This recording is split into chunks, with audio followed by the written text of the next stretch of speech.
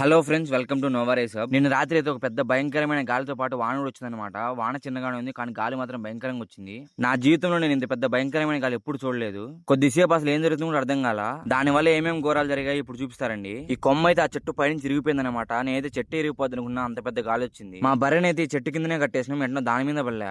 ఒకసారి ఇంటిని చూడండి, ఇంటి రేకులన్నీ అయితే గాలి లేచి పక్కకైతే పడిపోయినాయి. అదృష్టవశాత్తు ఈ ఘోరం జరిగినప్పుడు ఇంట్లో ఎవరూ లేరు. ఒకసారి ఇంట్లోకి వెళ్ళి చూపిస్తారండి అసలు ప్రమాదం ఎంత తీవ్ర స్థాయిలో ఉందో. ఒక్కసారి ఊహించండి, అసలు ఈ రేకులు లేచిపోయింటే అసలు ఎంత పెద్ద గాలి వచ్చి ఉంటుందో.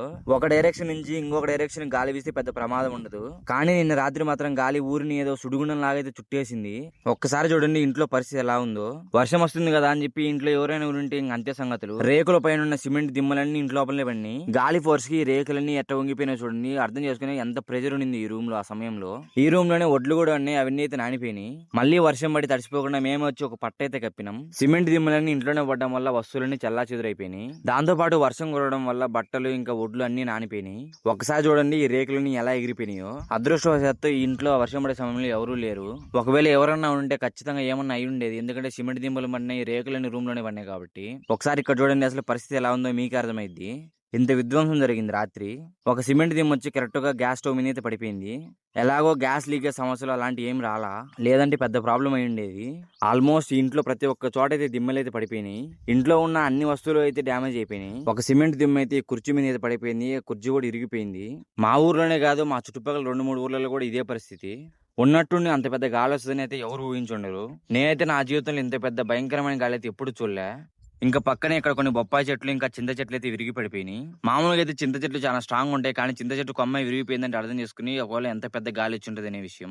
ఈ బొప్పాయి చెట్లు అయితే మావే అన్నమాట. ఇవి ఆల్మోస్ట్ 4 years నుంచి అయితే ఇక్కడే ఉన్నాయి.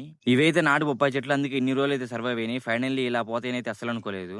మా ఊరు చుట్టుపక్కల అయితే చాలా చెట్లు అయితే విరిగిపోయినాయి. అన్ని చూపిస్తా చూడండి. నేనైతే ఎర్లీ మార్నింగ్ 6కే ఈ వీడియో అయితే తీస్తున్నా. పక్కనే మా బర్రెలన్నింటినీ అయితే కట్టేస్తాం.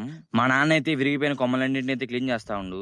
రాత్రి వీచిన గాలికి మాకంటే మా బర్రెలకి ఏమన్నా అయితే చాలా భయం వేసింది. ఎందుకంటే ఒకసారి ఇక్కడ చూడండి, మా బర్రెనైతే ఇక్కడే కట్టేసిన మీ గుంజకి కరెక్ట్ అక్కడే సిమెంట్ దిమ్మలన్నీ పడినాయి. లక్కీగా బర్రెకి అయితే ఏమీ కాల. ఇంకా వర్షం తగ్గుతానే పక్కనైతే కట్టేసిన మా బర్రెని. ఈ గుంజకి ఇంకో బర్రెని అయితే కట్టేసినాం. కరెక్ట్ గా ఇక్కడ కూడా కొన్ని దిమ్మలు అయితే కింద పడినాయి. లక్కీగా ఇక్కడున్న బర్రెకి కూడా ఏమీ కాల. ఈ ప్లేస్ మొత్తం ఫుల్ గా తుమ్మ కంపలు అయితే నిండిపోయింది. వర్షం పడిన ప్రతిసారి ఇదే అవుతుంది, తుమ్మ కంపలు రావడం, మేమైతే ఏరు పక్కనేయడం. గాలి ఫోర్స్ కి రేకుల మీద ఉన్న దిమ్మలను అయితే దాదాపు 50 meters దూరంలో అయితే పడిపోయినాయి. ఈ రేకుల మీద ఉన్న దిమ్మలు పోయి దాదాపు మా బరువులు ఉన్న ప్లేస్లు అంతా పడిపోయినాయి అనమాట. కానీ లక్కీగా ఒక్కదానికి కూడా ఏమీ కాల, అన్ని సేఫ్ గానే ఉన్నాయి. సిమెంట్ దిమ్మలన్నీ ఏరియా మొత్తం స్ప్రెడ్ అయిపోయినాయి. అంత పెద్ద గాలి వచ్చింది. ఇలాంటి గాలి ఇంకెప్పుడు రాకూడదనే కోరుకోవాలి. ఈ రేకు చూడండి ఆ ఇంటి మీద నుంచి వచ్చి ఇక్కడ పడిపోయింది. ఇప్పుడు ఇంకొక విజువల్ చూపిస్తా చూడండి. ఇదైతే మరీ షాకింగ్ గా ఉంటది. అసలు ఇది ఎలా జరిగింది అనిపిస్తుంది. ఒక రేకుల చెట్టు మొత్తం అయితే ఊడిపోయి వచ్చి ఇక్కడ పడింది. ఈ రేకులన్నీ అయితే ఆ చెట్టు వెనకలు ఉన్నాయి అనమాట. ఇంత ముందు ఆ చెట్టు కొమ్మలన్నింటినీ విరుచుకుంటూ మరీ వచ్చేసి ఇక్కడ పడిపోయింది. ఆ సమయంలో ఆ రేకులకు ఏది అడ్డం వచ్చినా మొత్తం తెంచుకుంటూ పోతుంది, ఎందుకంటే అంత షార్ప్ ఉంటాయి రేకులు. దాదాపు మా ఊరు చుట్టూ ఉన్న వేప చెట్లన్నీ తిరిగిపోయినాయి సగానికి సగం. సమ్మర్ కాబట్టి మా ఊర్లో ఉన్న బర్రెలన్నీ మేము చెట్ల కిందనే కట్టేస్తాం. కానీ ఇంత పెద్ద గాలి రావడం వల్ల చెట్లన్నీ తిరిగిపోయినాయి. కానీ ఇక్కడ సంతోషించాల్సిన విషయం ఏంటంటే ఒక్క బర్రెకు కూడా ఏమీ కాలే. జస్ట్ బర్రెకు పక్కనే కొంచెం పక్కలో పడిపోయినాయి. కొబ్బరి చెట్లు, నిమ్మ చెట్లు, వేప చెట్లు ఒకటిని అన్ని అయితే పడిపోయినాయి. అంత పెద్ద గాలి అయితే వచ్చింది రాత్రి. మా పొలాల్లో ఉన్న యాప చెట్లు కూడా ఎక్కడే ఉరిగిపోయినాయి. ఇంకా పొలాల గట్ల మీద ఉండే ట్రాన్స్ఫార్మర్లతో సహా అన్ని అయితే పడిపోయినాయి. చూడండి తీగలు గట్ల మీద పొలం మీద అయితే ఎలా అయితే పరుచుకుని ఉన్నాయో. ఒక స్తంభం పడిపోగానే దాని ఆనుకుని ఉన్న స్తంభాలు కూడా అన్ని అయితే వరుసగా పడుకుంటా పోయినాయి. వేప కొమ్మలు అంత స్ట్రాంగ్ కాదు కాబట్టి ఆల్మోస్ట్ వేప చెట్లు అన్ని అయితే విరిగిపోయినాయి. మా ఊర్లో ఒక బొప్పాయి తోట కూడా ఉంది. ఒకసారి దాని పరిస్థితి చూడండి ఎలా అయిపోయిందో. నా ప్రీవియస్ వీడియోలు చూసిన వాళ్ళకైతే ఈ బొప్పాయి తోట గురించి అయితే తెలిసే ఉంటది. ఆల్మోస్ట్ 80% ఆఫ్ ది చెట్లన్నీ అయితే పడిపోయినాయి. గాలి ఫోర్స్ కి కాయలన్నీ కూడా రాలిపోయినాయి. ఇంకొక 4 రోజుల్లో ఈ తోటలన్నీ కోతకు వస్తాయి ఇంకా. కానీ ఇలాంటి సమయంలో ఇలా జరిగిపోయింది. ఫార్మింగ్ చేయడం అంత ఈజీ ఏం కాదు. ఇలాంటి విపత్తుల నుంచి అన్నింటిని మనం తట్టుకోవాలి. చాలా పెట్టుబడి పెట్టి ఇలాంటి పంటలు పెడతాం, కానీ ఇలాంటి వర్షం వానలు వచ్చి మొత్తం నాశనం అయిపోతాయి.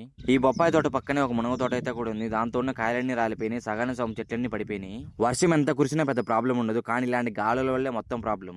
ఇలాంటి సమయాలలో మనం ఎలాంటి ప్రికాషన్స్ తీసుకోవాలంటే, వర్షం వస్తుందేమో అని అనిపించినప్పుడు మనం బయట అయితే ఉండకూడదు, ఇళ్లలో వెళ్ళిపోవాలి. ఒకవేళ ట్రావెల్ లో ఉంటే కనుక ఎక్కడైనా ఒక సేఫ్ ప్లేస్ చూసుకుని అందులోకి వెళ్ళిపోవాలి. ఫోన్స్ అయితే ఏరోప్లేన్ మోడ్ లో ఉంచాలి, ఎందుకంటే పిడుగులు పడినప్పుడు వాటిని అట్రాక్ట్ అయ్యే ఛాన్స్ ఉంటుంది. ఒకటే గుర్తుంచుకోండి, మన ప్రాణం కంటే ఏది విలువైంది కాదు. ఈ వీడియో మీరు ఇంతసేపు చూసారంటే మీకు మా కంటెంట్ అయితే నచ్చే ఉంటుంది. ఛానల్ అయితే సబ్స్క్రైబ్ చేయండి. ఇలాంటి కంటెంట్ చేయడానికి ఇంకా మోటివేషన్